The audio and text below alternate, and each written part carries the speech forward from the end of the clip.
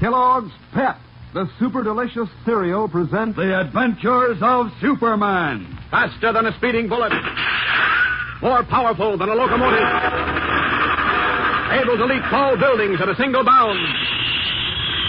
Look, up in the sky. It's a bird. It's a plane. It's Superman.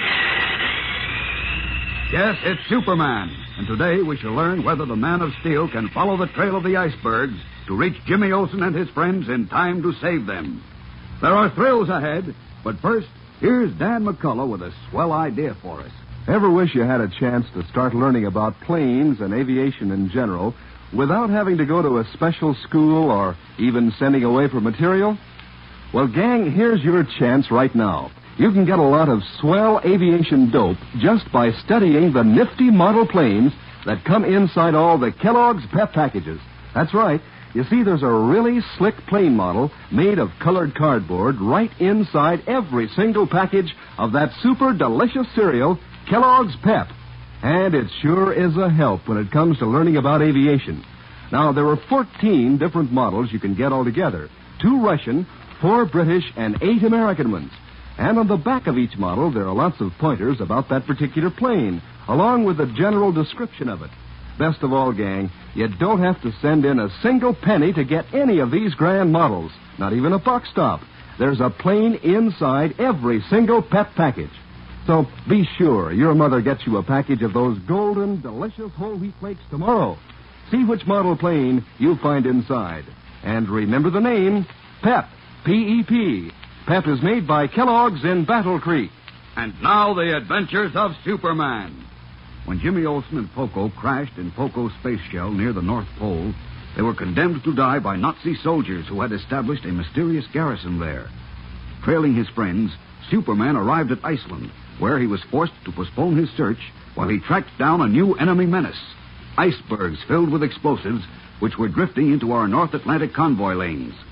Observing that the icebergs were coming from the north, the Man of Steel streaked away to find their source, unaware that Jimmy and Poco and their Eskimo friends, Utak and Nulia, have just been recaptured by the Nazis after a desperate attempt to escape.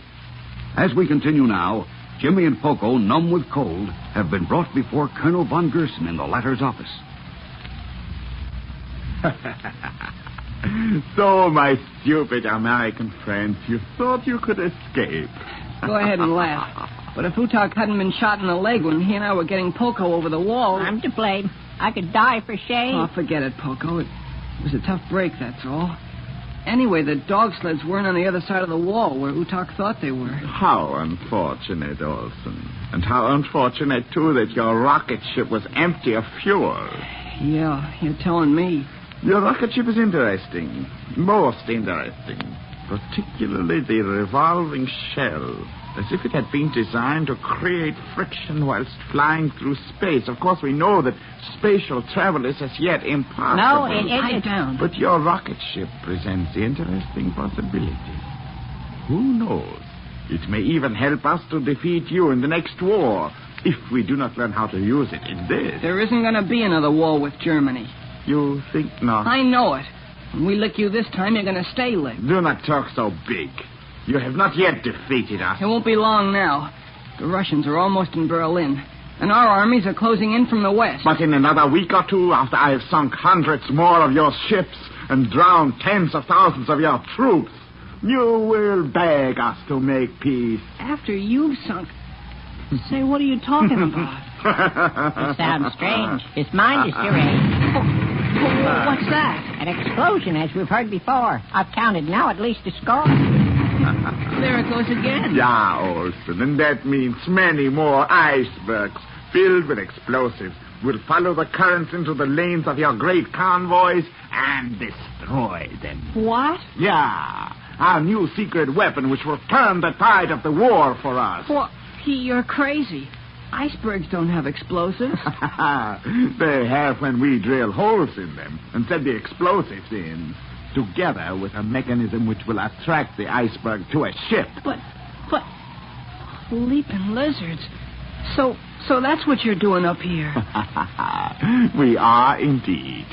And now say to me that we Germans are defeated. Say it. Oh, sure I'll say it 10 times over. But not for long. The firing squad awaits you in the compound. Oh, sorrow. Oh, woe. I would come out to personally bid you farewell, but the severe cold depresses me. You're a villain. You will pay, if not tomorrow, then another day. This pleases me. Nothing makes me so happy as to see an American die. You dirty Nazi. There go more cargoes of death for your countrymen. But enough of talk. The Eskimos have been assembled.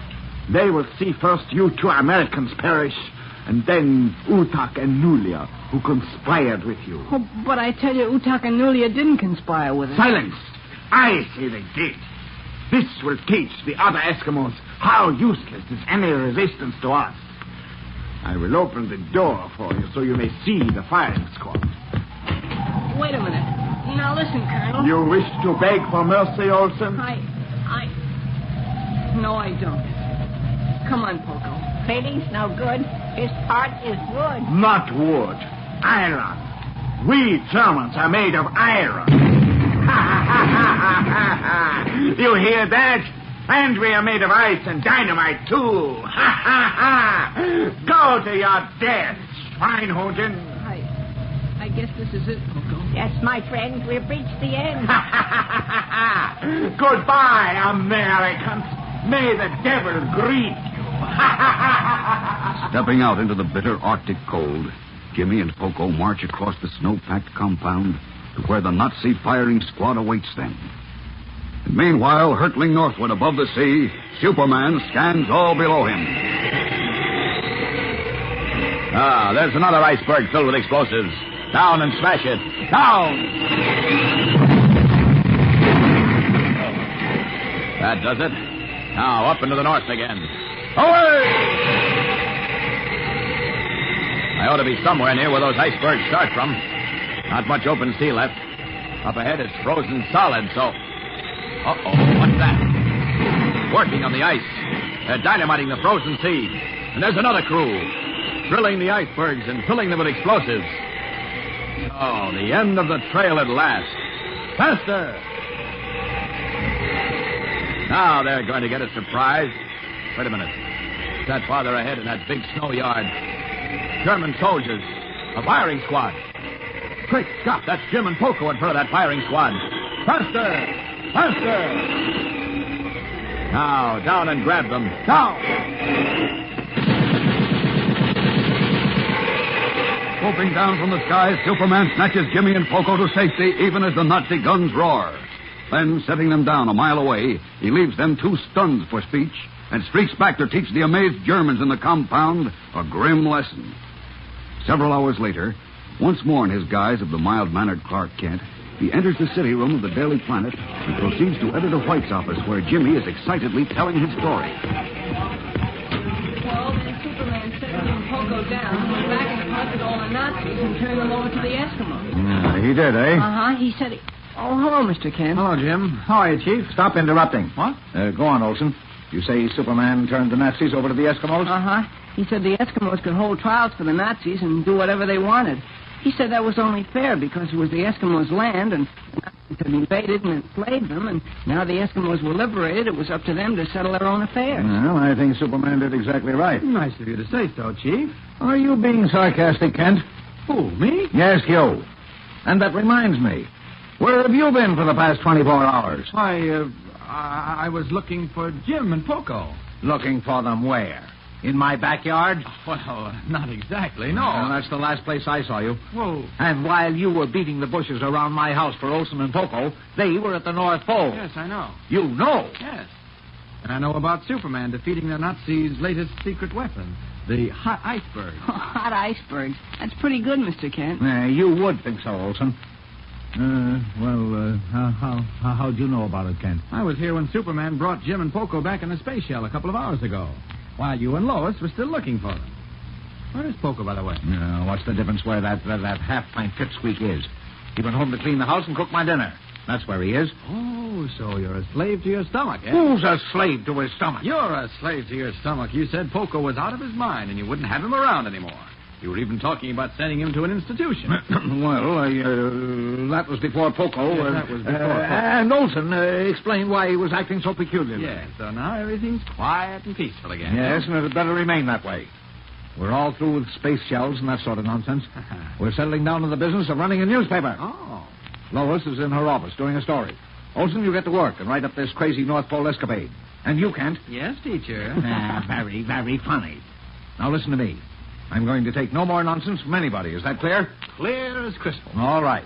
Now you come along with me, Kent. Yes, sir. And you get that story done, Olson. Yes, sir. And another thing. In the future, nobody goes out on an assignment without my permission. But nobody. Come on, Kent. Storming out of the office, Editor White leaves Jimmy speechless and a little puzzled. Why did Perry White particularly mention that no one was to go out on an assignment without his permission? We'll know in a moment, so keep listening. But first, let's hear from our good friend. Say, gang, I'll bet a lot of you have often wished that you could pilot one of the famous warplanes we keep reading about, haven't you? Well, I guess it'll be a long time before you can get started on that project, but here's a grand, easy way you can start learning about some of those planes right now. It's by studying the swell cardboard models that come inside all the Kellogg's Pep packages. That's right. You see, there's a nifty colored cardboard plane model right inside every single package of that super delicious cereal, Kellogg's Pep. Now, they're just as easy as pie to put together, and they're models of famous modern Allied warplanes. There are 14 different models you can get altogether. Exciting planes like the Russian Yacht-4, the Curtiss Warhawk, the British Lancaster Bomber, the Douglas C-54 Skymaster, and many others. What's more, on the back of every model is a list of important pointers about that particular plane and information on how to spot it. Best of all, gang, you don't have to send in a single penny for any of these planes, not even a buck stop. There's a model inside every Pep package. So be sure your mother gets you a package of those golden, delicious whole wheat flakes tomorrow. And remember the name, Pep, P-E-P. Pep is made by Kellogg's in Battle Creek. And now, back to the adventures of Superman.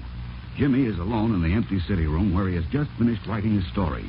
He's about to take it to Lois Lane's office when Beanie, the head copy boy, comes rushing toward him, obviously very much excited.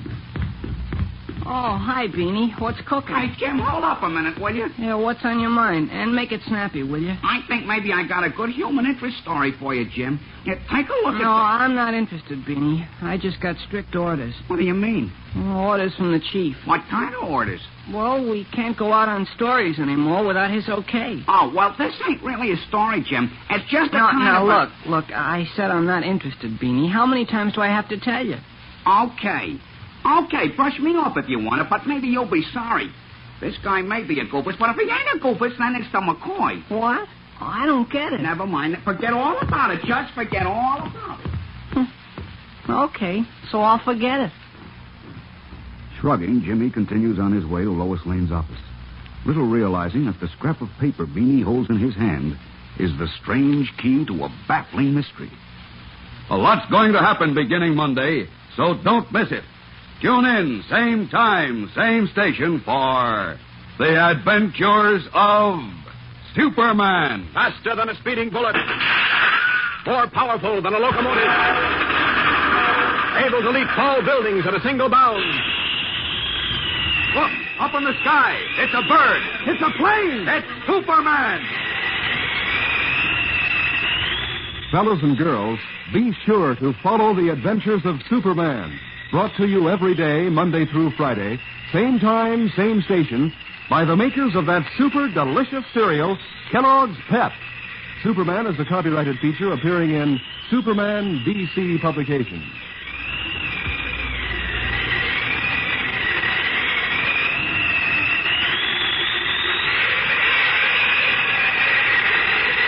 This is Mutual. Welcome back. Well, I hope that by the end of this serial, that you'll agree that this has been well worth the trip despite the missing parts. I mean, what we have going on here in this very fun serial, we've got a rhyming space alien, Germans, Nazis, using icebergs as sea mines and enslaving Eskimos in the North Pole. Now, where are you going to get that type of thing anywhere else in radio? Of course, there was the one thing that was somewhat lame is we did not get to hear Superman beating the Nazis. Instead, we expositioned our way through that. So that wasn't good. But there were so many fun things along the way. Really made it a worthwhile serial. Of course, we can't find out what's on that slip of paper from Beanie the Copy Boy, so that will have to be a mystery unless somebody finds one of those lost transcriptions. Well, this will actually finish us up for World War II. We will resume in September of 1945, and we'll begin about 3 years' worth of uninterrupted serials. I think there may be one or two that have a chapter or two missing, but otherwise complete from start to finish. So be sure to join us next week after World War II. In the meanwhile, send your comments to adam@adamsweb.us. Be sure once a month to cast your vote for the show on Podcast Alley. And if you've not done so already, pick up a copy of Tales of the Dim Night. It's available at dimnight.com. as both a paperback and ebook. From Boise, Idaho, this is your host, Adam Graham, signing off.